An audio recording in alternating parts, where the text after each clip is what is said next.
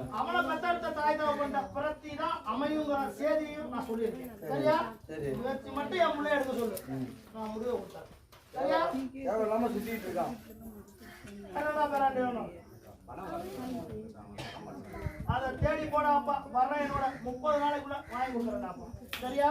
அதே போல பொழப்பு தரப்பு நீ சொந்த பொழப்பு அப்படி வைக்கிற மாதிரி உனக்கு ஒரு யோசனைகள் வந்தா ஆசை வந்தா என்னோட மாசி மகா சிவராத்திரி முடிஞ்சோடனே என்கிட்ட வர வாங்கிட்டு வச்சுக்கிறாப்பா. அதுக்கான பொருளாதாரத்தை உனக்கு நான் இங்கிட்ட இருந்து இங்கிட்ட மாற்றி வாங்கிட்டாரே அதையும் அடைச்சு கொடுத்தேன்.